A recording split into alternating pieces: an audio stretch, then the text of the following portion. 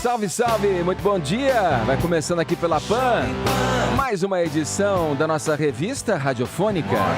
Informação, prestação de serviço, entretenimento, tudo isso no papo dessa sexta, 5 de abril, 2019. Vem com a gente.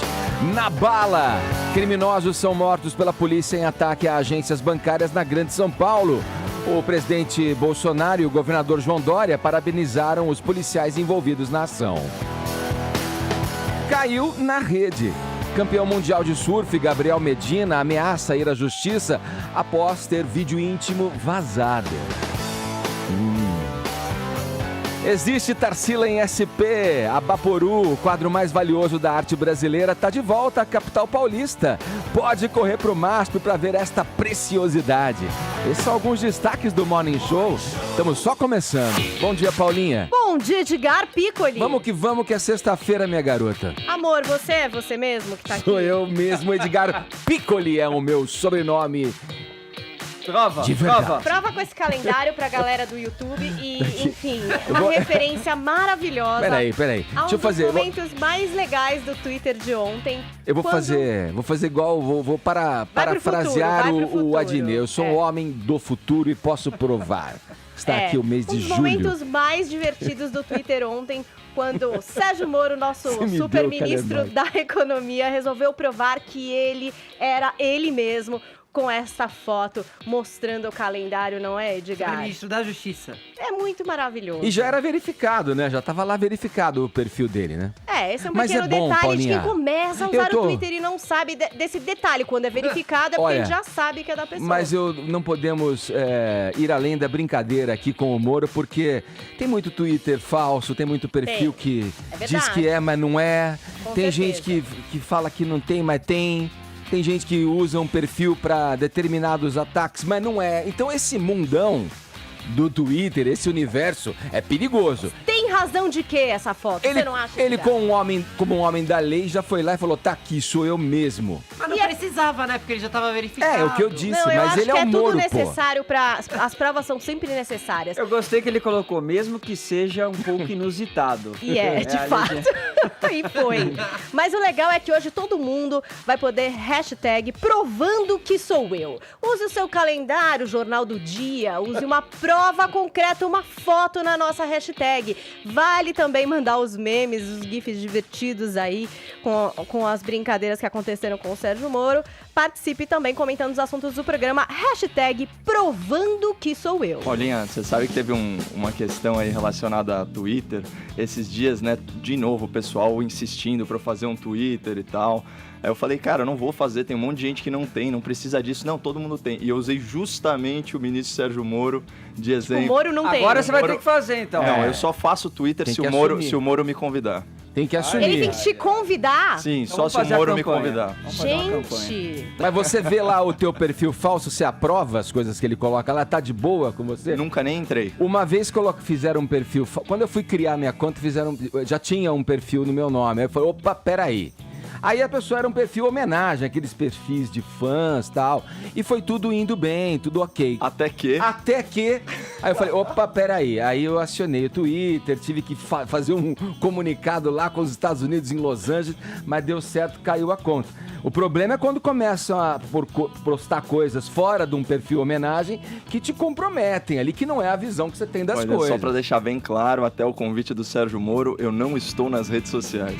Vamos lá, você pode interagir. Fechou, Paulinha? Fechou não, eu quero fotos aqui, eu quero provas, eu quero calendários, jornais, gifs e memes. Olha Provem aqui. que vocês são vocês e não robôs. Outra forma de você interagir é pelo WhatsApp, 11 931 7009 é o nosso número.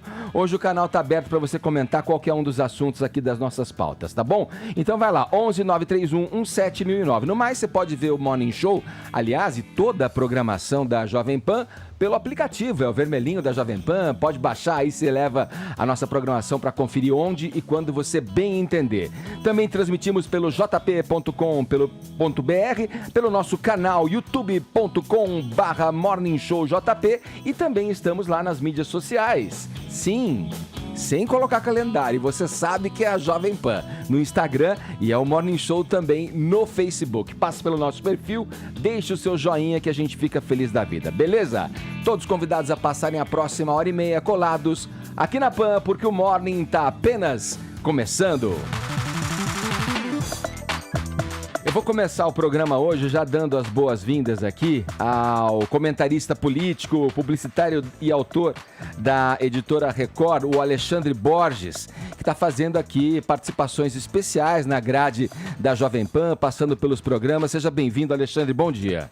Bom dia, Edgar, bom dia a todo mundo. Eu sou fã do programa, obrigado pelo convite, uma honra. Vamos lá, vamos em frente. Ó, o primeiro assunto que a gente vai tratar aqui, eu acho que não poderia ser diferente, é o que está em toda a mídia, repercutindo muito, é essa ação da polícia, Alexandre, em Guararema, né, na Grande São Paulo. E a repercussão foi muito grande. Uma quadrilha explodiu caixas eletrônicos de 2 bancos na madrugada de ontem e a polícia interveio, matando 11 criminosos. Vamos para os detalhes dessa ação policial. Eram pelo que se diz, Vini, quase 30 bandidos ali fortemente armados em 5 carros, é isso? Exatamente, Edgar. Cerca de 25 bandidos fortemente armados que fizeram aí essa ação em Guararema, mais especificamente em 2 agências bancárias. Eu já quero chamar a atenção do nosso ouvinte espectador do Morning Show para essa foto que está na nossa tela, Edgar. Você perceba, uma das agências que foram aí atacadas por esses bandidos colada, vizinha de porta com uma das delegacias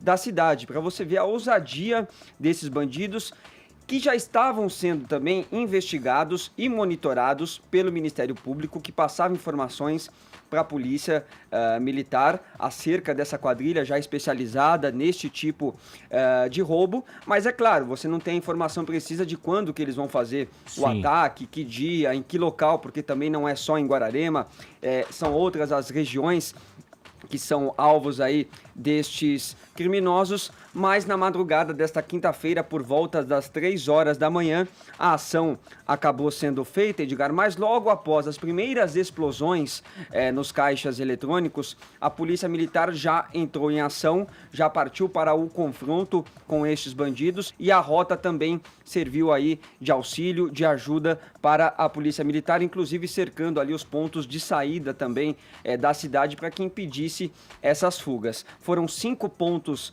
portanto, de confronto entre os bandidos e os policiais, o que deixou aí 11 bandidos mortos e 3 foram presos. Os outros conseguiram fugir ou pelas estradas ou pelas matas, mas a polícia continua aí na busca, continua nessa investigação para capturar todos. E o mais importante, Edgar, nenhum civil, nenhum inocente acabou sendo morto ou ferido nesta ação. Inclusive o pessoal da família, né? Que foi feita refém. Um desses que acabou fugindo, acabou entrando em um condomínio, fez uma família refém e um porteiro também. A polícia acabou efetuando também a ação neste local. O bandido acabou sendo morto e a família e o porteiro não foram feridos. Na ação também a PM apreendeu 8 fuzis, 2 espingardas calibre 12, 4 pistolas e também coletes à prova de bala. Realmente eles estavam aí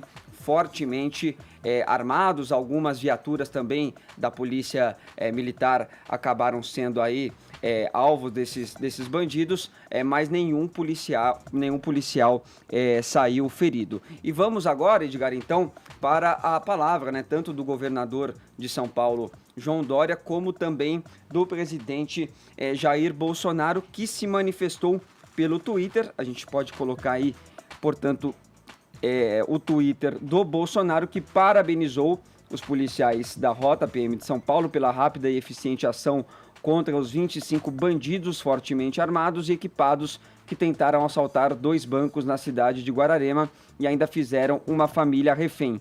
11 bandidos foram mortos e nenhum inocente saiu ferido. Um bom trabalho, tá aí então Bolsonaro parabenizando a ação dos policiais e o governador João Dória também falou com a imprensa sobre a ação. Vamos ver.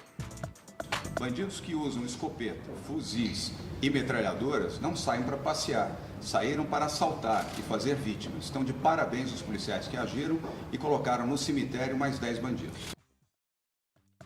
É isso, Edgar. E no próximo dia 10, no Palácio dos Bandeirantes, o governador João Dória de São Paulo vai realizar uma homenagem para esses e outros policiais que nos últimos 30 dias cumpriram aí, segundo João Dória, a missão de defender o cidadão de bem, o patrimônio privado e público agindo contra os bandidos. Certo, Vini, vamos lá, já vou acionar o Alexandre Borges, que está aqui com a gente, para uma avaliação, né, sobre esse caso aí. As declarações do Bolsonaro e do Dória vão ao encontro do que foi dito ali, também apregoado muito durante a campanha, né, Alexandre? Agora, fica uma impressão aí, e eu te passo essa bola destacando, que a inteligência, a antecipação da polícia é um fator primordial para que se combata, na mesma medida, o crime organizado, né? Sem dúvida. É o que a gente tem de informação até agora, aparentemente, uma ação muito eficiente da polícia, né? Então, a polícia está de parabéns, quer dizer, o que a gente sabe até agora, a ação dos bandidos foi contida, né? Eles foram muito firmes no que eles têm que fazer, no trabalho deles, nenhum ferido, nenhum morto dos civis, do refém. Então, é claro que a gente aqui de longe, olhando o que a gente tem de informação, aparentemente, a gente tem que mesmo dar os parabéns. É claro que tem uma linguagem dos políticos envolvidos mais inflamatória, que cada um pode avaliar de uma maneira, mas a Polícia de São Paulo mantém a fama de ser a melhor polícia do Brasil, a mais eficiente. Existe uma impressão de muita gente, quando vê fotos de bandidos sendo mortos, que é um justiciamento, que a polícia primeiro atirou e depois perguntou, mas não é a impressão que a gente tem, que houve um tiroteio, os bandidos resistiram à prisão, estavam fortemente armados. Então, hoje, São Paulo acordou um pouquinho mais segura. Quem entra nessa, entra sabendo do risco que, vai pra matar ou morrer, que tá correndo, né? Exatamente, Edgar. Eu acho que, bom, como a ação da elite da polícia paulista, ao que tudo indica, né, ela foi impecável, há muito pouco que se falar sobre o fato em si e o cancelamento desses CPFs. Para mim, isso aí foi a purgação de Guararema. Mas eu queria propor uma reflexão como desdobramento, né? Eu sempre sustentei, embasado em fatos e números, que o encarceramento em massa, ele é uma narrativa política progressista da esquerda. Eu recomendo aí a leitura para o ouvinte da PAN do artigo do doutor, o promotor Bruno Amorim Carpes, publicado no Estado de São Paulo, O Mito do Encarceramento em Massa. Porque no Brasil da progressão de regime, das saídas temporárias, dos indultos, portão de cadeia é porta giratória. Imagina, aqui, se a gente pegar só os crimes contra a vida, né, então os mais graves, os homicídios, eles têm menos de 8% de solução. Então, se você pegar um estado da federação aí, que tem uma taxa de resolução de homicídio de 5%, isso estatisticamente é a mesma coisa que falar que um justiceiro, um pistoleiro, covarde, pode matar até 20 pessoas antes de ser capturado, né? Fora os mandados de prisão em aberto. E aqui eu destaco uma matéria da Folha de São Paulo de 2018 com o seguinte título: mandados não cumpridos superam vagas de prisões em 18 estados do país. Com detenções pendentes, haveria mais de 1 milhão de presos. O que essa reportagem faz? Ela cita o cruzamento de dados do Banco Nacional de Mandados de Prisão com os números das secretarias estaduais que administram, né, os sistemas penitenciários. Qual o resultado? A gente tem 656 mil detidos nos regimes aberto, semiaberto e fechado, e aí contando já os provisórios e definitivos, e com os mandatos, você acrescentaria mais 450 mil detentos. E por que eu estou trazendo essas informações? Para reforçar o que eu já disse e já repeti aqui. No Brasil, quem vai para a cadeia é a seleção brasileira do crime.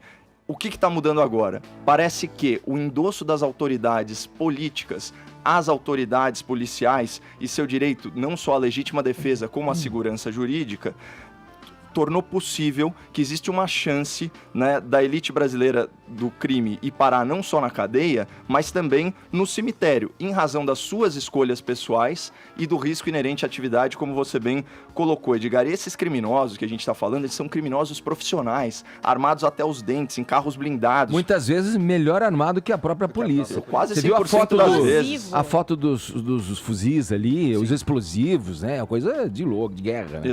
Exatamente. E eles não hesitariam em mandar para o cemitério quem se opusesse e quem estivesse no caminho deles, né? Então eu queria convidar aqui o ouvinte para uma reflexão final, que é a seguinte: por qual remuneração vocês aceitariam enfrentar uma quadrilha, uma milícia urbana criminosa fortemente armada como essa de Guararema? Ou seja, quanto eu teria que pagar pro ouvinte ou pro cidadão médio para ele correr esse risco de vida, correr o risco de deixar a sua própria família desamparada? Eu, como neto de policial, né, que eu sou, é com muito entusiasmo mesmo, que eu percebo a sociedade finalmente reconhecendo o valor da força policial. Viva a polícia!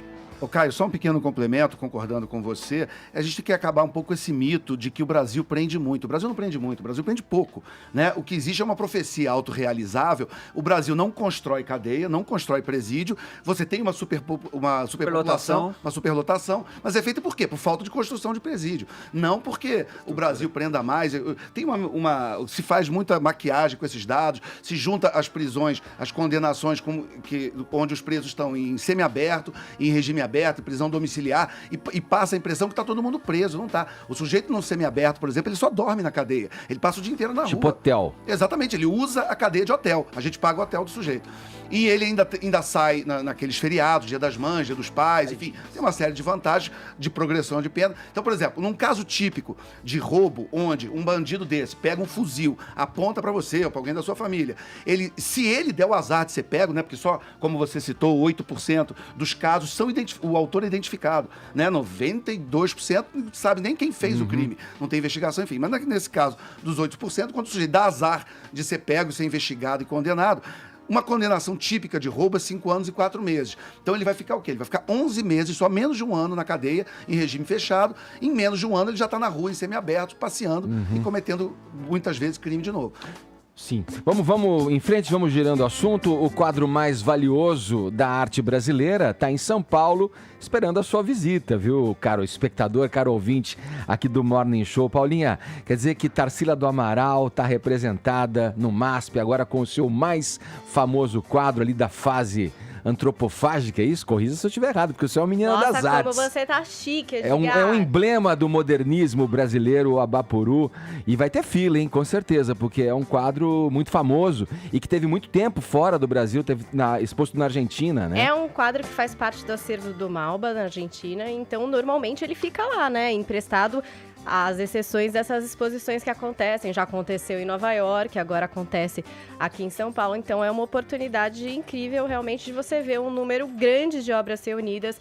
São 50 pinturas e 40 desenhos da Tarsila do Amaral. Além do Abapuru, tem Antropofagia, Operários também, que faz parte do acervo do governo aqui de São Paulo, mas que, enfim, não está em exposição, então é uma oportunidade de ver. E o interessante dessa amostra, Edgar, é que eles optaram por não fazer ela de forma cronológica. Então, não vem naquele ABC, tipo, essa foi a primeira, essa foi a segunda, essa foi a terceira. Mas eles fizeram blocado. Então, por exemplo, retratos, viagens, religião, Sim. Tarsila retratando o brasileiro. E aí também o Abapuru está no último bloco da exposição, nessa fase modernista.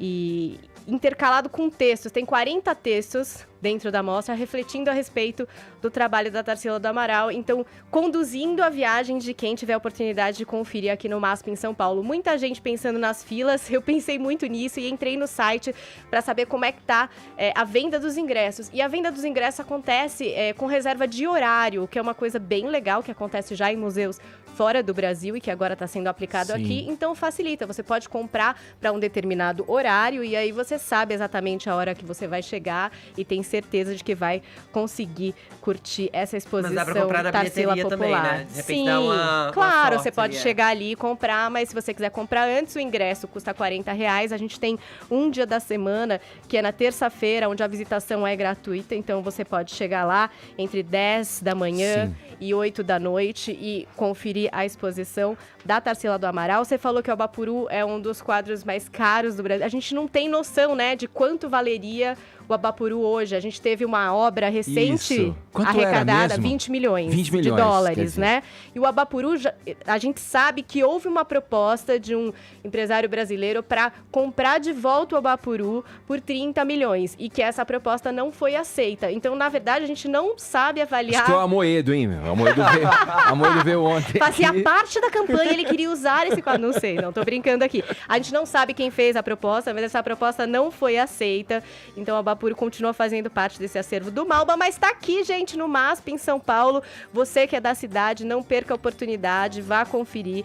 É uma das artistas mais importantes da história Sim. aqui do Brasil. Ela faz parte também de um ciclo do museu esse ano dedicado a mulheres. Tem também a exposição da Lina Bobardi. Sim. E o MASP, ele vem revisitando essa palavra do popular. O que quer dizer o popular no mundo das artes, né? A gente já teve Portinari revisitado pelo MASP, outras releituras de outros artistas. Então, o museu tem feito isso Sim. e colocado aí a Tarsila no popular, porque a Exato. arte dela retrata o Brasilzão, Sabe né? o que me ocorre enquanto ouço você falar, Paulinha? Que assim, o conhecimento, quando ele é feito em loco, quando você vivencia a oportunidade de estar à frente de uma obra, né, dessa magnitude, dessa importância para a arte brasileira, você acaba ampliando o conhecimento e despertando o interesse. A gente, como povo brasileiro, a gente não tem esse costume de ir aos museus, de conhecer as obras, e que isso alavanca o interesse para que você depois vá esmiuçar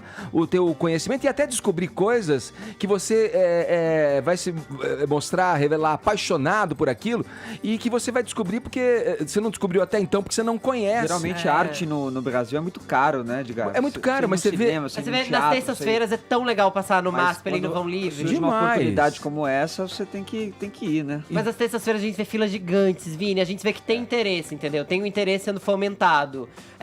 Nas terças é desgraça. Então, Vão Livre no MASP tem uma fila enorme. Sim. Então, eu acho que é uma questão de acesso mesmo. Alexandre gosta de arte? Acompanha? Eu adoro, mas como eu moro no Rio de Janeiro, esse assunto me lembra o fogo. Ah, O Museu Nacional pegando fogo, certo. dói o coração, dá um Isso, aperto. é. Porque todo mundo que mora na cidade sente uma saudade. É. E aquilo realmente foi um trauma que a gente ainda não se recuperou. Inclusive com atualizações, né? De que o motivo seria de gambiarras. Gente, Pois de uma é, tristeza é de uma tristeza tremenda enorme. mesmo.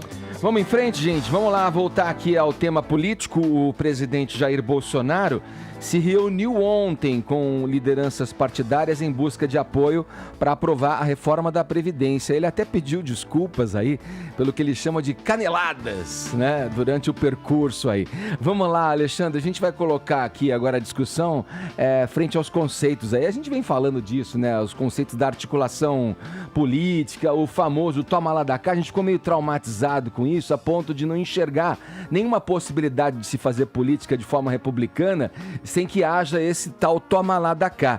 Mas uma coisa a gente tem que destacar de bom, né, do governo é que ele expõe, né, disse que vai expor esses políticos que vierem com propostas não republicanas e as mídias, de uma maneira, as mídias sociais estão aí para ajudá-lo nesse trabalho, né? Mas vamos lá, você acha que, vou te passar a questão da seguinte forma, você acha que a dificuldade, né, de formar uma ampla base de sustentação, inclusive da própria base aliada do governo, se deve ao fato do Bolsonaro ter lá os seus defeitos ou por ele apresentar qualidades também quando ele quer ser justo e expor as pessoas que querem ter ações não republicanas quando chegam próximo a ele para tentar barganhar ou um cargo ou aquela emendazinha para liberar uma grana?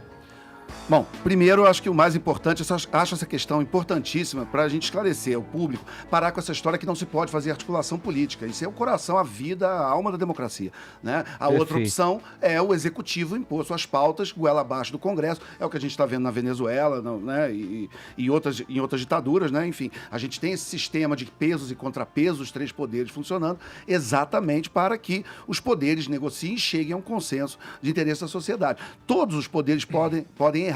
Então eu fico um pouco até receoso quando eu vejo assim, tudo que o executivo, por exemplo, numa militância mais apaixonada, diz tudo que o executivo faz é certo, tudo que o Congresso faz é errado. Isso me lembra um pouco aquela coisa do 4 patas bom, 2 patas ruim, né? Quer dizer, é um bordão e não uma maneira inteligente de você lidar com a política. É claro que o Brasil está se recuperando do trauma do mensalão, né? De relações muito não republicanas, né? Para usar a tua expressão, em relação das relações entre Executivo e Congresso, mas a gente também não pode achar que qualquer tipo de demanda do Congresso por desviada. Princípio, desviada. Né? O Congresso, ele está ali, quer dizer, o presidente foi eleito, mas o Congresso também, todo mundo que está ali, todo deputado recebeu o voto, mandato popular, e está ali representando também um Estado, um número de eleitores. E eles têm direito à voz, têm direito a levantar suas questões, seus destaques. A gente viu agora, por exemplo, um show de horrores quando o Paulo Guedes foi na CCJ. A gente vai tratar disso isso ainda no programa. Mas é o tipo da coisa que às vezes traumatiza, né? Você vê aquelas imagens e você fala, que show de horrores que é o Congresso. Mas não, tem muita gente fez pergunta séria, conversou com o ministro, tirou dúvidas. Então, não se pode pegar os 513 deputados, fazer um julgamento geral e achar que tá todo mundo ali deve ser jogado no lixo. Então, com todos os defeitos do Congresso Nacional, o Congresso é a casa do povo, o Congresso, todo mundo ali está eleito, representa uma parte do eleitorado brasileiro e tem direito a falar, a discutir. E o próprio presidente Bolsonaro, ele é um ex-deputado. Ele ficou 30 anos no parlamento, 28 como deputado, 2 como vereador. Então, se o parlamento fosse esse antro, por que ele ficou 28 anos lá? Quer dizer, ele mesmo a carreira dele toda foi construída como deputado federal. Então, eu acho que ninguém melhor do que ele vai saber como conversar com seus pares, com quem ele mais conhece, que são os deputados federais, como ele foi desde 1992. O Caio, quando ele fala aí, desculpa as caneladas, bem ao estilo da Jair Bolsonaro, ele está, de alguma forma, colocando ali nas entrelinhas o entendimento de que ele tem que chegar e mesmo descer mesmo, e para falar com as pessoas, com as lideranças do partido. Isso é bom, isso é salutar para a República, né? Com todos os defeitos do presidente, a gente não pode deixar de reparar nessa qualidade de autocrítica, né? Isso nunca foi um problema. E eu acho que humildade é um traço fundamental para qualquer líder, né? Aqui a gente sempre falou e sempre advogou pela articulação política republicana, fundada no diálogo, né? Que objetiva o quê? O esclarecimento e o aprimoramento da legislação. O ponto fundamental, que eu acho que é a grande ruptura que esse novo momento enseja, é o seguinte: a convicção política, ela não pode ser subserviente ao interesse do parlamentar pelo poder, ou seja, não se troca voto por cargo e não se troca voto por verba, né? Ficou muito claro que quando existe vontade política, na PEC zumbi do Rodrigo Maia, a PEC do orçamento impositivo, o Congresso consegue se articular em poucas horas para fazer uma emenda constitucional, né?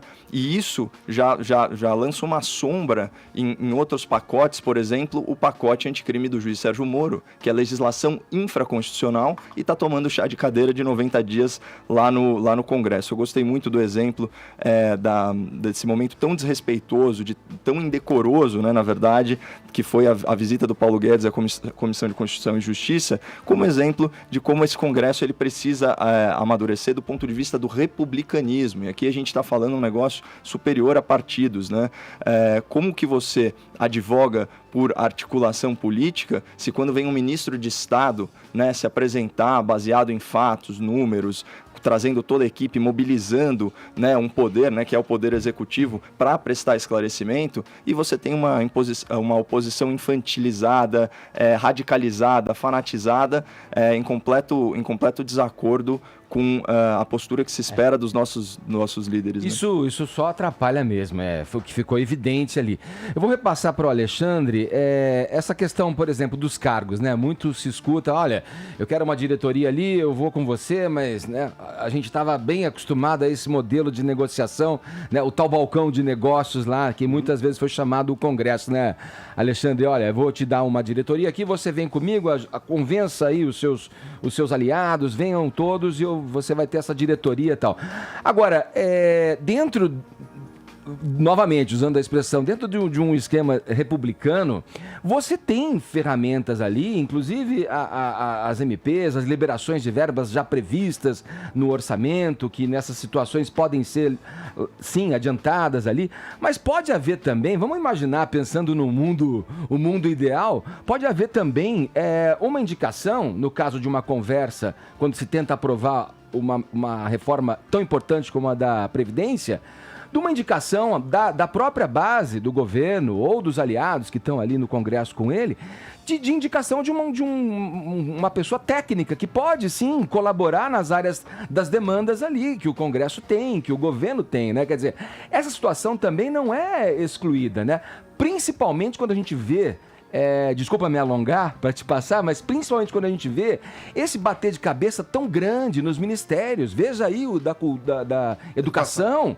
Quantas pessoas já entraram e saíram, entraram e saíram, entraram e saíram? Quer dizer, é uma questão a ser revista, né? Porque a Constituição prevê, eu acho que quando ela foi escrita, ela previu que todos nós somos honestos, idôneos, não é mesmo? Tem uma ingenuidade aí também, né?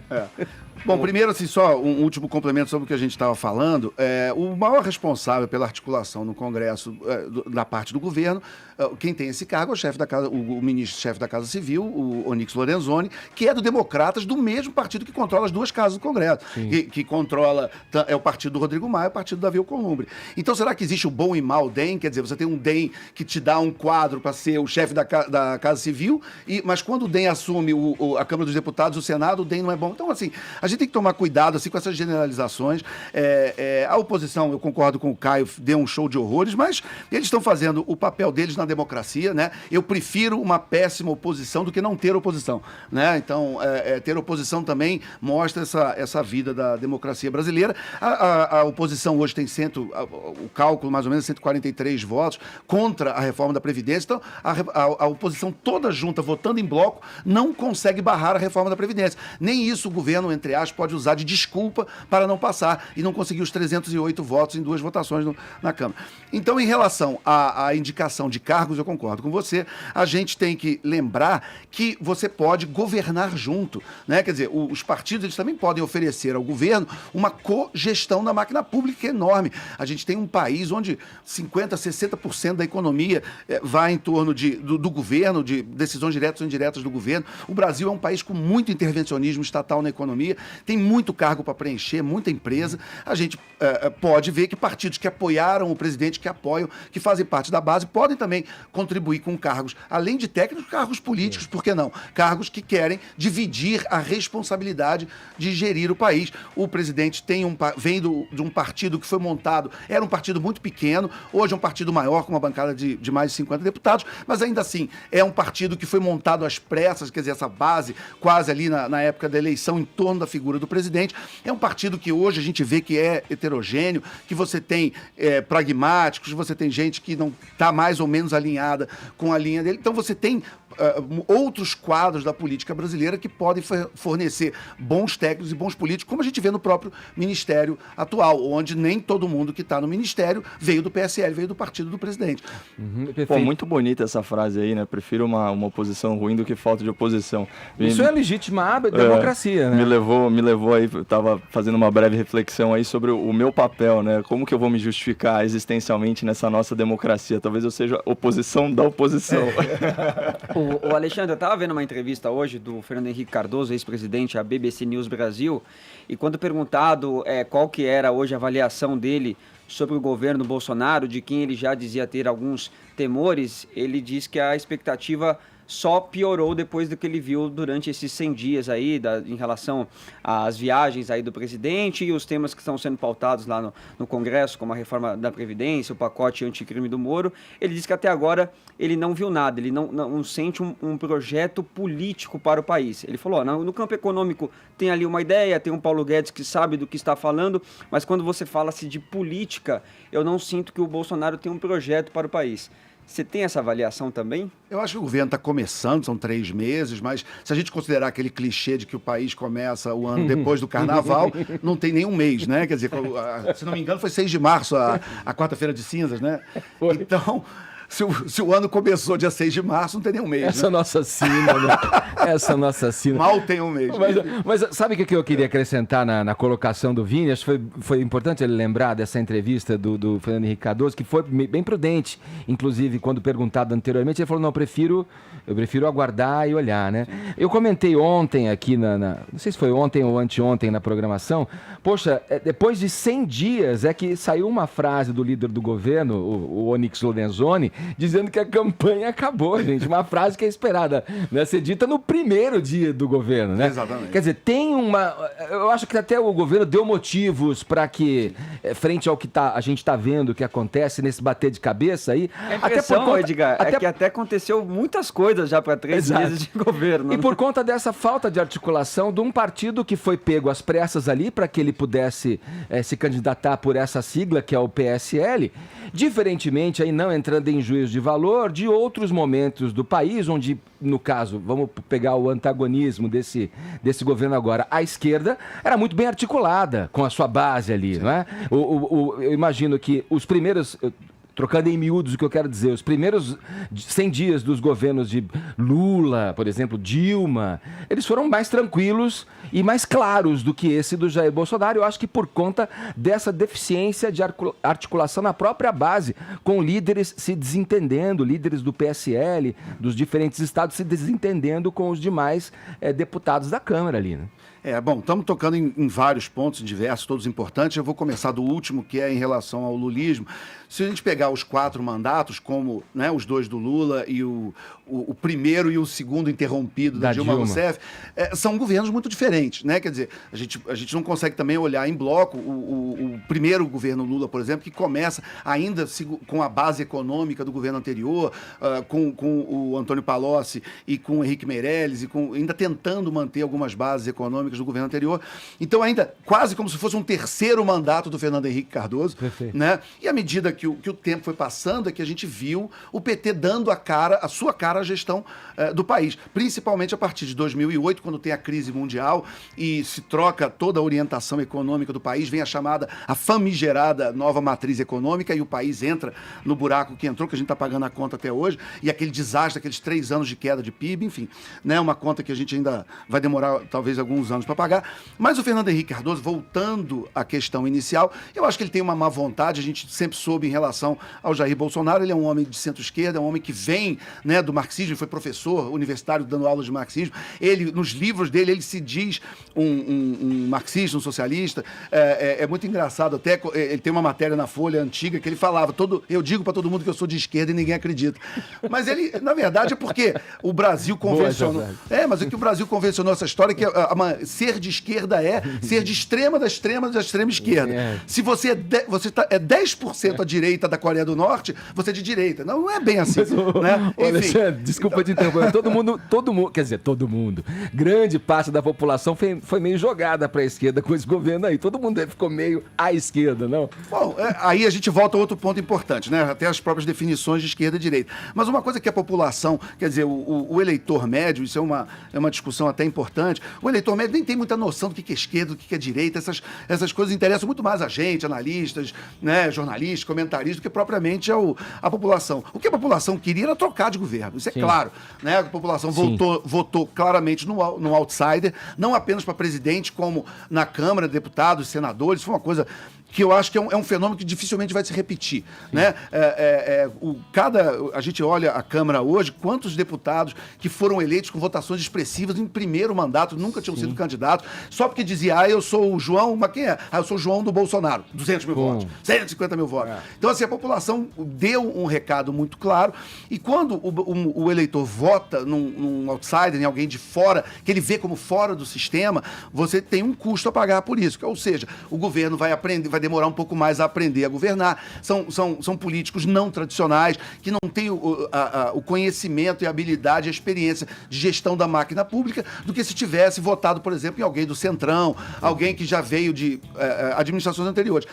Tanto que a gente olhar a história do Brasil e as experiências anteriores, os 2 governos de outsiders ou de gente de fora que foram eleitos presidentes num discurso de moralização, num discurso de varra e vassourinha, que foi o Jânio Quadros e depois o Fernando Collor de Mello, os 2 foram eleitos com votações expressivas, mas os 2 não terminaram o mandato. Por quê? Porque realmente não conseguiam se relacionar com o Congresso. Eu tenho esperança que o governo atual, que é representado por um ex-deputado, ele consiga entender a necessidade de ter uma harmonia, o que não quer dizer fisiologismo, mas apenas trabalhar democraticamente com boas relações com o Congresso, ele consiga avançar suas pautas, as pautas que o eleitor queria e por isso elegeu o presidente, mas também consiga terminar seu mandato, né? Porque a gente não quer uma relação conflagrada em guerra eterna de executivo e legislativo. Perfeito. Agora 10 horas 38 minutos, horário de Brasília. Jovem Pan Morning Show. A importância da reforma da Previdência, a Jovem Pan está exibindo todos os dias aqui em nossa programação depoimentos de entusiastas da reforma. Agora a gente vai ouvir o Taiguara Elou, presidente do Sindicato das Empresas de Transporte de Carga de São Paulo e região. Olá, eu sou o Taiguara Elou, presidente do CETCESP, o Sindicato das Empresas de Transporte de Cargas de São Paulo e região. Estou hoje aqui pessoalmente no grupo Jovem Pan para falar com vocês, brasileiros, patriotas sobre a reforma da Previdência. A reforma da Previdência vai trazer ao nosso governo, mas vai trazer também ao mercado como um todo, às empresas, à iniciativa privada, um melhor desempenho no seu dia a dia, pois a reforma da Previdência vai melhorar o nosso crescimento econômico. O PIB vai retomar com um crescimento sustentável, gerando mais empregos, gerando mais trabalho para todos os brasileiros. O transporte rodoviário de cargas está de mãos dadas com o governo para que a gente possa efetivamente aprovar a reforma da Previdência para que possamos ter um Brasil melhor, um Brasil mais forte, um Brasil que se compare com as principais economias do planeta Terra. Nova Previdência. Justa para todos. Urgente para o Brasil. Você é convidado a participar dessa reflexão proposta pela Jovem Pan acerca da reforma da Previdência. Tem um canal específico para isso. Mande uma mensagem em vídeo para 11 97465 1630 se manifestando a respeito da reforma da Previdência, certo? Vamos em frente. Aqui seguindo no Morning Show, agora a gente vai falar do campeão mundial de surf, o Medina. Sim, Fefito. que Bolsonaro o quê? Vamos falar da vida sexual do Gabriel Medina, que é o que realmente importa nesse país. Ô Fefito, vamos lá. A assessoria do campeão mundial de surf, o Gabriel Medina, disse que os advogados do atleta já foram acionados para tentar descobrir quem é que foi o responsável pelo vazamento de um vídeo íntimo dele, publicado na noite da última quarta-feira. E caiu na rede. Esse é o fato, hein? Pois é, vamos contextualizar vocês. Antes de falar da vida Eu fui meio na sexual. pena agora. Esse é o fato. É o fato. Vamos contextualizar vocês antes de falar da vida sexual do novo crush da Anitta, já que eles estão ficando aí. O que acontece é o seguinte, famosos, quando são muito famosos, tem esse Instagram com um monte de seguidores que eles usam pra trabalho, mas eles também têm Instagrams privados. Sim. Fechadinhos por cadeado, com 200 pessoas, 300 pessoas. Os amigos, né? Os íntimos. Eu mesmo sigo alguns desses. Porra, Por exemplo, íntimos 300, olha. meu. Porra. A família e Caramba. amigos mais você só vê- Privilégio, hein, Fefito? Não, privilégio, só porque alguns têm. E aí eu sigo e é isso. Mas assim, essas pessoas que eu sigo não postam nada demais. Postam normalmente foto de seus gatinhos, de sua família. Amenidades. Amenidades. Mas tem gente que tem essas contas para postar coisas entre seus parças. Veja só você, os parças, os companheiros aí do esporte, do Gabriel Medina, tem vários perfis fakes nas redes sociais nos quais eles costumam compartilhar, digamos, suas peripécias mais íntimas, Peripécias é bom. suas aventuras ou desventuras sexuais. E aí eles costumam trocar vídeos de momentos quentes pra mostrar quem pega mais, sabe? Nossa. Menino de quinta série, quando Olha faz a esse agenda, grupo anotando de quantos WhatsApp. beijou. Tem o Pois é. sexo ostentação, é. Pois é. É. E aí tem esse vídeo de 2012, veja você, alguém guardou um vídeo do Gabriel Medina de 2012, esperou pra se vingar, porque não é possível, né, pra ter guardado isso até hoje, que foi vazado essa semana, no qual Gabriel Medina aparece do pescoço, do peito pra cima, com uma mulher com muito pouca roupa. Teve quem dissesse que eram duas mulheres nesse vídeo, mas não dá muito pra comprovar isso. Uma loira, e ela fica dizendo, não filma tal, e ele fala, não, vira de frente, né, pede pra dar aquela conferida, então ela sabe que tá sendo filmada, e esse vídeo vazou. Na internet, claro, já tem um monte de gente falando, a assessoria do Gabriel Medina diz que o vídeo vazado é antigo, de 2012, diz que vai tomar medidas judiciais contra o vazamento dele, pra preservar a imagem dos dois envolvidos. A gente, inclusive, não vai passar essa imagem aqui pra preservar a mulher, já que ela também tava pedindo pra não ser filmada lá na hora.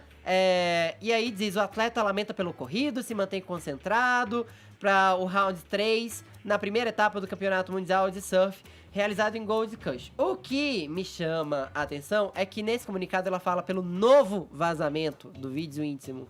O Gabriel Já Medina tinha tá rolado? acostumado a ter rolado É. vazamento assim? Fiquei aqui me perguntando. Ou esse vídeo já tinha vazado, eventualmente. O mesmo sei vídeo, lá. pois E Agora, a gente não tinha peraí. dado tanta atenção pra isso, Edgar. Peraí, deixa eu consultar o da Pena aqui, porque é o seguinte, o da Pena, É sério, o cara podia estar roubando, podia estar matando, mas ele tá só ali se divertindo, não é E as mesmo? pessoas têm interesse na vida íntima dos outros. Deixa o cara em paz. Não é isso, da Você tem Pena? interesse nas Eu acho desventuras também. do Medina, da Deixa Pena? ele, Gente ué. que não. Então, mas deixa ele Não até é? a página 2.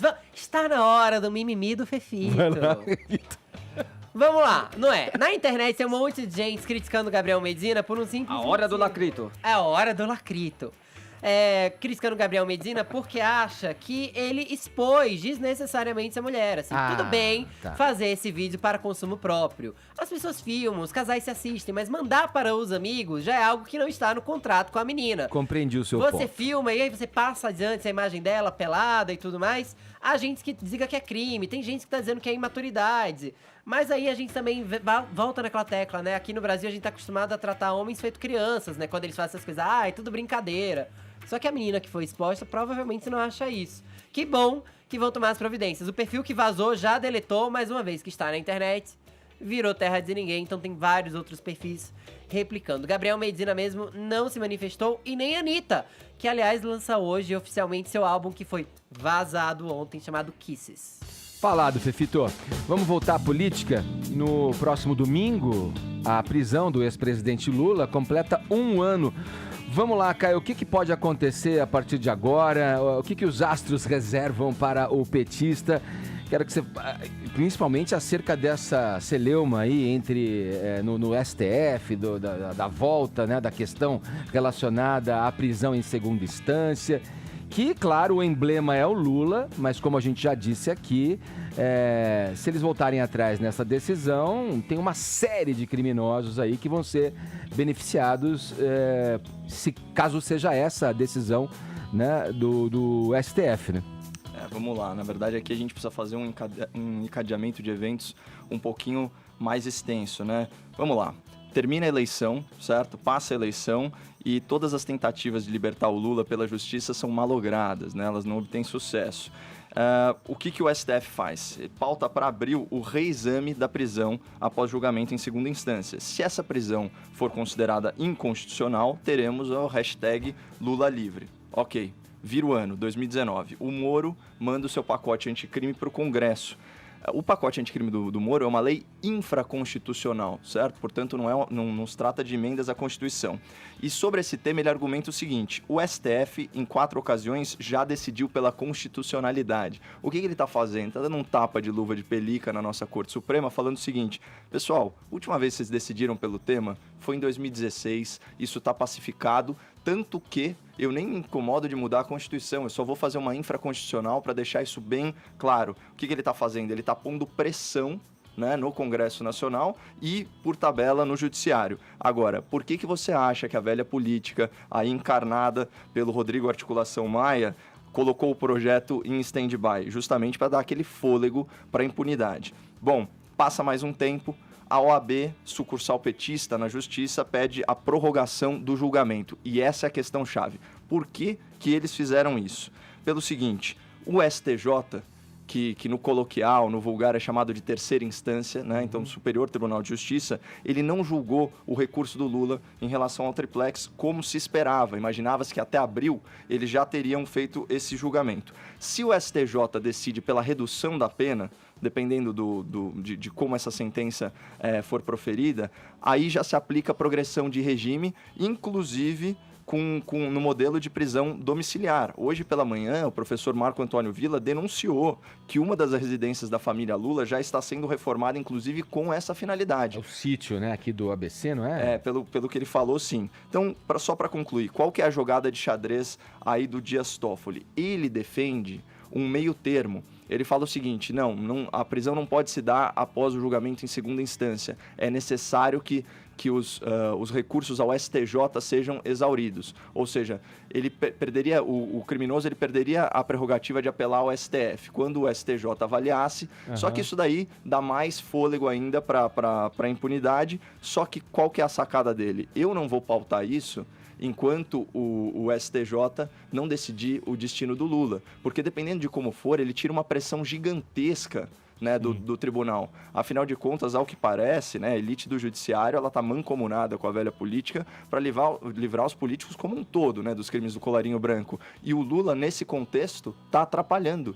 porque ele joga um holofote gigantesco Sim, pro e uma pro pressão tema. popular enorme. Agora, eu tô muito, muito feliz com esse adiamento. Quanto mais tempo essas elites aí que se achavam donas do Brasil e violavam o princípio da isonomia tiverem em cárcere, mais feliz eu fico. Ô Alexandre, enquanto o Caio falava aqui, eu tava dando uma sapeada aqui, para usar uma expressão popular no Twitter do Sérgio Moro, para ver se ele falava, tinha algum pronunciamento a esse respeito ali, né?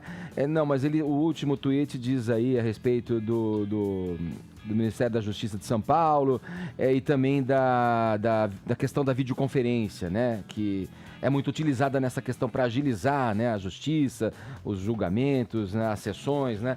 Agora, vamos lá, o Dias Toffoli cancelou, não marcou data, estava prevista a data para a próxima quarta-feira, dia 10. Sintomático da minha tese, né? Porque se fosse uma questão simplesmente procedimental, ele jogava uma data já pré-definida. Já definiria Só que ele outra está data. esperando outro julgamento. Então, até que ponto essa ação dentro do regimento do STF, o Borges, também não é vou fazer isso, vou ver como é que repercute, como é que a opinião pública, como é que a imprensa, de uma maneira também de, digamos, amaciar o caso para ir criando uma condição ali que eles já é declarado e visto que não tem, né? Para voltar a esse tema, porque parece que é uma questão fechada, que a população concorda com essa decisão até agora da condenação após o julgamento em segunda instância, né? Pois na verdade eu vou na linha do Caio, do comentário brilhante que ele fez, que é o seguinte, o problema é o casuísmo, né? Você está julgando uma questão tão importante, olhando como isso vai impactar no caso do Lula, né? E as democracias são regimes de leis e não de homens, quer dizer, a gente deveria ter alguma escolha em relação às leis, não porque vai beneficiar A ou prejudicar B, enfim, mas qual é a questão de fundo. Então, o que me preocupa primeiro nessa discussão é algo tão sério, e aí volta também o que a gente falou inicialmente, em relação a um país que prende pouco, que condena pouco, que investiga pouco, com uma enorme impunidade, talvez o grande problema do Brasil seja a impunidade, e quando você consegue, o que é raríssimo, identificar um bandido, processar, condenar, ele é condenado em primeira instância, recorre, condenado em segunda instância, de repente toma um 3-0 na segunda instância e ainda assim ainda vai continuar com recurso até a pena caducar e ele conseguir sair. O que você cria com essa situação? Mais impunidade ainda. Então, eu prefiro que a gente... E aí eu vou na linha do Caio. Eu entendo o Lula como esse elefante na loja de cristal, ou seja, ele entra numa discussão que deveria não envolver o caso dele especificamente, mas a questão maior da impunidade do Brasil, que é talvez um dos nossos grandes problemas e que explica muito dos problemas que a gente vive. Agora, 10 horas... Opa, fala, Vini. Uma informação que apareceu agora, ou em conversa com jornalistas na manhã dessa sexta-feira, o presidente Jair Bolsonaro decidiu que está quase batido aí o martelo para que não aconteça o horário de verão este ano. Já é uma discussão que tem acontecido aí nos últimos anos. O presidente Michel Temer chegou a adiar no ano passado devido às eleições.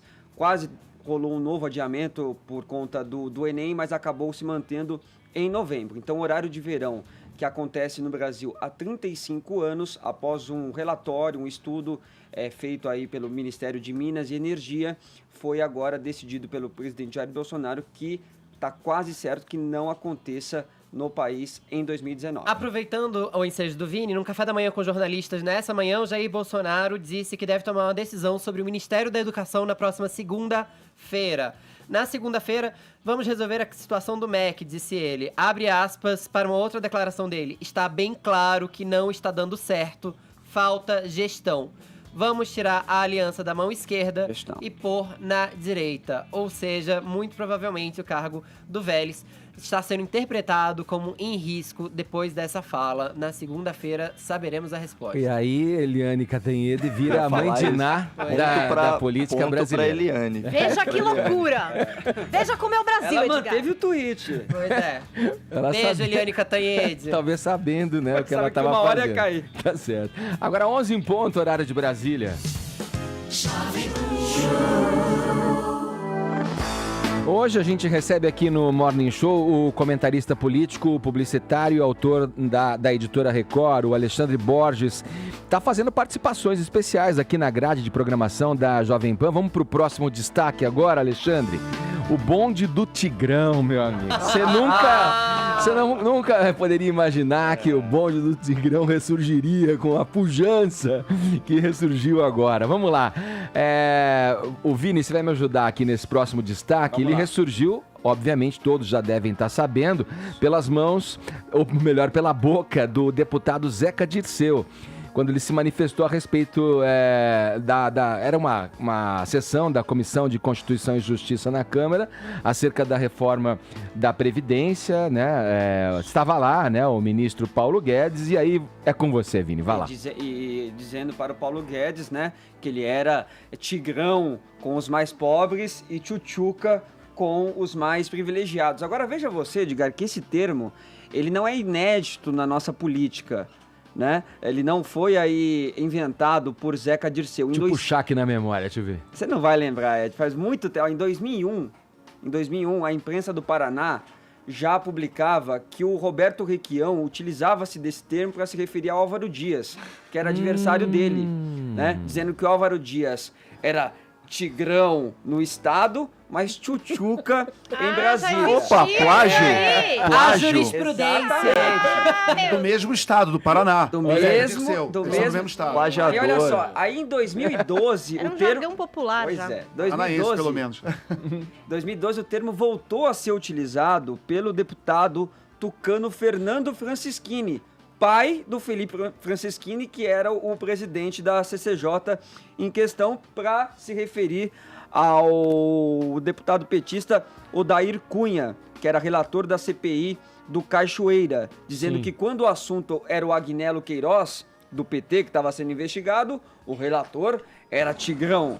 Mas quando se referia ao Marconi Perillo, do PSDB, ele era tchutchuca. Então, você vê como todos nós somos incultos, né? De não Nossa, saber muito. que essas referências Que é já até circulam mal pelo agora. Brasil há tempo. Então, Ou seja, Brasília é um grande baile funk, né, gente?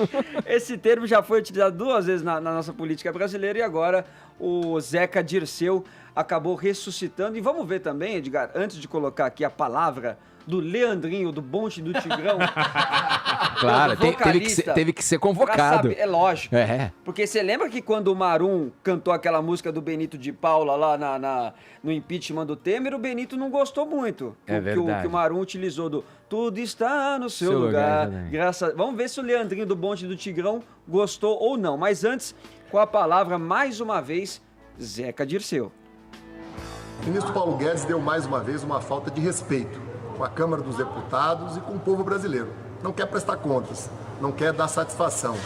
Eu indagava ele por que ele é tigrão, por que ele é duro quando se trata de beneficiários do BPC, de idosos, deficientes, por que ele é duro com os agricultores, os produtores rurais do país e por que ele é mole, por que ele é tchutchuca, como diz a música do bonde do Tigrão, quando mexe com os banqueiros, com os rentistas, os interesses financeiros do país. Como essa ligação dele tão medonha com os bancos incomoda ele, ele levantou, saiu, fugiu do debate mais uma vez, como já tinha feito na quarta-feira, inclusive agredindo a minha mãe, agredindo minha avó, que já é falecida, sem propósito algum, sem razão alguma. O ministro bateu boca com vários deputados, o ministro se exaltou várias vezes, mostra que não tem habilidade, não tem equilíbrio para conduzir não só essa reforma criminosa, mas não tem equilíbrio para conduzir a economia do país, que precisa reduzir desemprego, precisa voltar a crescer, precisa gerar desenvolvimento. Aí a quinta série B ficou... Que exagero do Zeca Dirceu, né? Dizendo, agrediu a minha avó que está falecida. O Paulo Guedes vai saber que a avó dele tá morta e outra. Foi uma resposta ali também...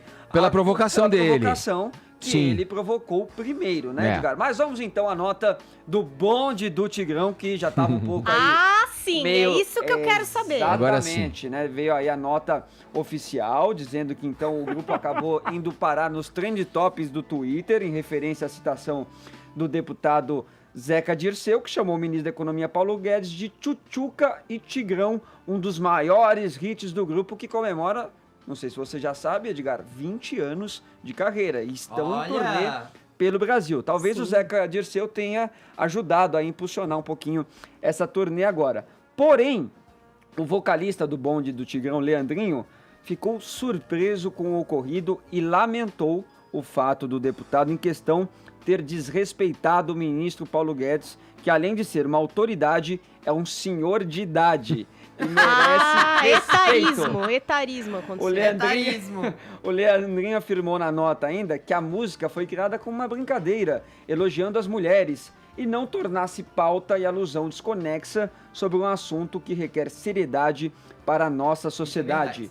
Precursores do funk nacional conquistaram os brasileiros e parte do mundo com seus hits originais e cheios de bordões marcantes por sua energia, alegria e espontaneidade. E aí colocou também ali o serviço do Bonde do Tigrão, segue em turnê pelo país, com o DVD O Baile Todo, que acabou de ser lançado. Portanto, o Leandrinho seguiu, né, o mesmo que fez Benito de Paula com o Marum e repudiou o uso da sua letra e dos seus termos na política. Principalmente com o senhor de idade. Isso é importante. O chocante é que ainda existe o Bonde do Tigrão e a gente não soubesse disso, minha gente. Agora, ó, imagina que perigo se em Brasília as pessoas começam a passar cerol na mão. Você tá aqui com o seu pretinho, vou te pegar no colo e fazer muito Só no Brasil, carinho. hein, Ed? Vamos lá. Tá bom o BG pra você falar, Alessandro? Vou te falar. Vai que é sua, Ale. Não, a gente tem que dar os parabéns. Baixa até o chão ali. Não, eu sou do Rio de Janeiro, lá não tem funk. Caraca. Olha, eu vou te falar. O deputado Zeca Dirceu, ele merece parabéns, porque ele conseguiu tomar uma lição de etiqueta e educação de um funkeiro. Eu acho que isso realmente ele tem que levar pro resto Passou da a vida. descompostura. né? Se fosse um videogame, ele desbloqueou uma fase, né? Porque, vou te falar, isso é uma conquista que não é pra qualquer um, né? Você tomar uma lição de educação, elegância, etiqueta de um funkeiro, realmente... Eu acho o seguinte, eu entendo a revolta do ministro Paulo Guedes, né? Por tomar ele responder do jeito que ele respondeu. Agora, se ele quisesse mesmo ofender o Zeca Dirceu, ele não tinha que falar Tchutchu que é a mãe, ele tinha que falar Zé Dirceu é o pai, né? Seria muito mais ofensivo. Agora, o Paulo Guedes, as pessoas que conhecem ele, eu tive acesso a algumas, ele deve ter detestado só aquela parte assim, além de ser uma autoridade, é um senhor de idade, deve ter... Tem 69 anos. Deve ter odiado isso. Aí mexeu com o brio, né? É um grande, mas virilidade. é um grande homem com juventude nos olhos. Não, e tá na ativa, né? Tá na ativa, exatamente. O ministro da Justiça e Segurança Pública, Sérgio Moro, está entre nós, meus amigos. Vamos falar, Paulinha, dessa história do Moro ter entrado ontem pro Twitter e aí colocado lá a foto pra provar que era ele mesmo?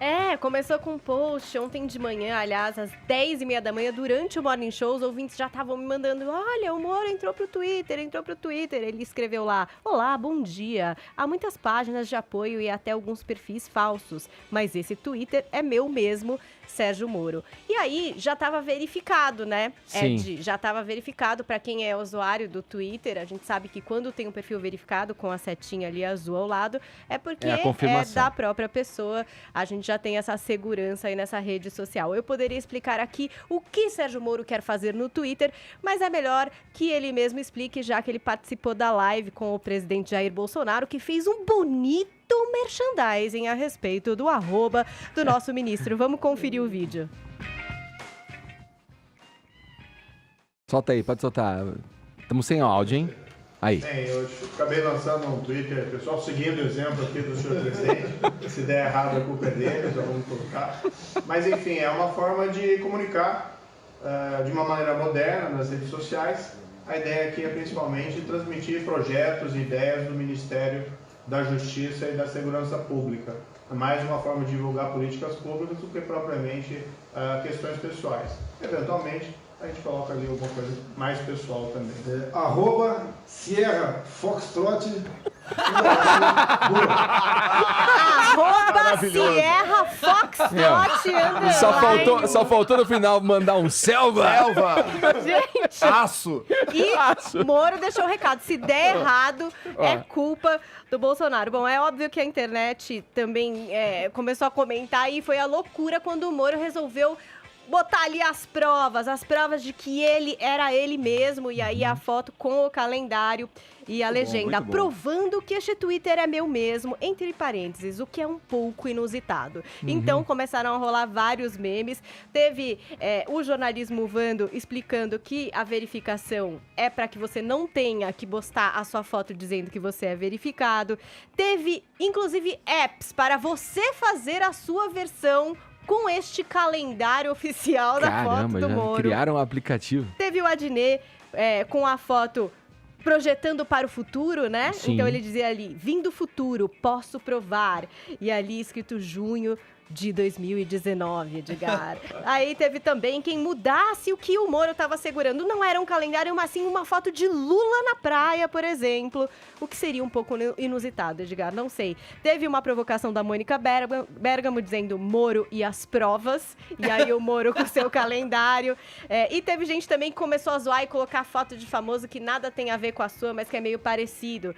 A Amanda Bosa, que comanda nossas redes aqui da Jovem Pan, postou uma foto da Demi Lovato, provando que esse Twitter é meu mesmo, o que é um pouco porque afinal nem é ela Paulinha, na foto, né, Edgar? O Sierra Foxtrot _Moro já tá com 432 Isso. mil seguidores. Ó, já ganhou e 10 mil desde a manhã. E ele segue 5 pessoas somente, 5 Isso. perfis somente, sendo eles a Polícia Rodoviária Federal, o Jair Bolsonaro, o Ministério da Justiça e Segurança Pública, a Polícia Federal e o MP Federal, o Ministério Público Federal. E é bom vocês Sei. seguirem o perfil oficial mesmo, porque você sabe que, oficial ou não, sempre começam a rolar o quê? Os fake tweets. Tweets que você, de repente, nunca fez e que alguém atribui a você. Tem um do Movimento Brasil Livre, uma montagem aí que eles fizeram como se fosse um tweet do Sérgio Moura, dizendo assim, cadê o cadeado no seu perfil, @LulaOficial, Edgar? Então é sempre bom seguir o oficial, tá? Pra vocês saberem se é ele ou não quem tá dizendo coisas aqui nessa rede social. Vamos aproveitar o momento, Paulinha, e ver como é que tá a nossa hashtag aí, provando que sou eu.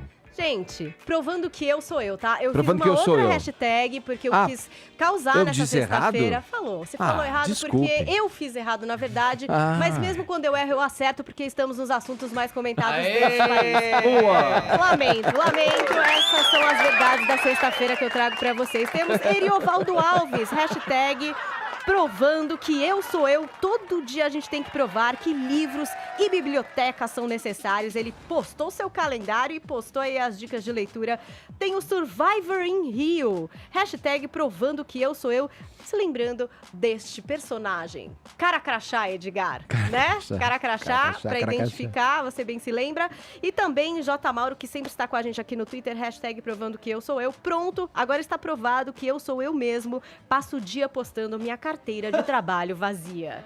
Espero que melhore aí, consiga um emprego, Força, J. Mauro. Fechou? Sim, senhor. Vamos então agora passar para as mensagens que os nossos espectadores, nossos ouvintes mandaram aqui para o nosso WhatsApp. Aliás, o tema hoje era liberado, podia comentar qualquer um dos assuntos aqui do programa. Pode soltar aí, Bruno. Bom dia, galera do Morning Show. Helder, aqui do Rio de Janeiro. Ó, vou provar que eu sou eu. Cadê? Aqui, ó. 10h23. Tá no metrô? A data. Ah lá. Quinto dia útil do mês. Um abraço, Caio. Tamo junto. Deus abençoe. Amém. Bom dia, equipe do Morning Show. Prazer participar com vocês aqui de Minas. Acompanho sempre o programa, gosto muito. Mesmo quando tem alguma discussão um pouco mais acalorada, eu acho que faz parte da dinâmica do programa. Ouvir várias opiniões. Mesmo, às vezes, não concordando, a gente tem que ouvir, né, para poder acrescentar e até mesmo fortalecer o nosso ponto de vista.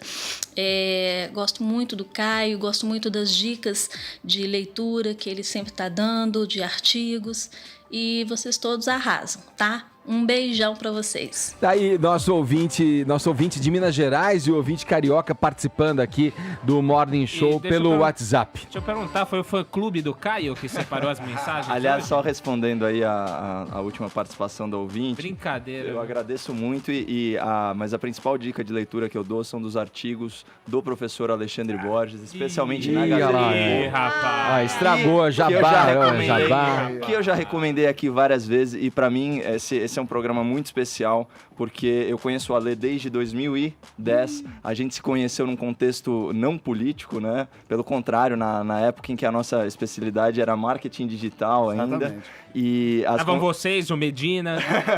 As conversas eram mais amistosas, tinha mais bonde do Tigrão e menos Planalto, né? Exatamente. E o Ale sempre foi um cara que me incentivou na minha carreira de empreendedor e depois endossou aí meu ingresso para a Gazeta do Povo. Então, eu fico muito feliz, cara, de ter você aqui fazendo essas participações na Jovem Pan. Eu me sinto honrado e, por favor, faça aí o seu jabá para a galera te acompanhar no Twitter, no Facebook principalmente. Produtos. E, enfim, todos os produtos. E pode chipar Caio Chandre aqui no Twitter. Esse chipper maravilhoso. Tô chorando. Professor. Tô chorando. Sorou. Bom, Caio, obrigado aí pelas palavras. Você é um amigo muito querido, de muitos anos, e fico muito feliz pelo teu sucesso. Está arrebentando como programa, que é maravilhoso. É uma honra para mim estar aqui, estar com todos vocês, que eu sou fã, que eu adoro, que eu escuto. E eu queria fazer, então, um reforço para Caio, por favor, vá para o Twitter, porque eu não aguento mais, toda vez que a gente está no Twitter, @Caio Coppola, é cheio de @Caio Coppola. Então, por favor, vai para o Twitter, pelo amor de Deus. E falando do Qual que é o seu Twitter? O meu @Alex_Borges. Boa. O Alexandre Borges eu conheci também. Você que me lembrou aqui, ao chegar no programa, num evento no Rio de Janeiro, do qual eu participava como mestre de cerimônias. Eu acho que era um evento, se eu não estou enganado, Rio de Music música. Conference. Rio Music Conference, né? Que abordava a questão da música eletrônica, as novas mídias para música. Foi um evento muito legal. E você bem lembrou que a gente se conheceu ali na Marina da Glória, né? Da Glória, onde aconteceu. E eu conheci o Alexandre Borges ontem, posso dizer que é um cara espetacular. Somos amicíssimos. Mas qual já. deles? Parabéns, não bem-vindo. Não é o da Globo, Adoro as não, suas novelas, Alexandre Borges. Não, eu boto a identificação, eu boto o outro. A única, Borges, o outro. A única mancha na carreira é aquele vídeo, né? Aquele Ai, vídeo. não. Deixa pra lá, não tem nada a ver. Agora, 11h22, horário de Brasília. Jovem Pan Morning Show. Jovem Pan Morning Show.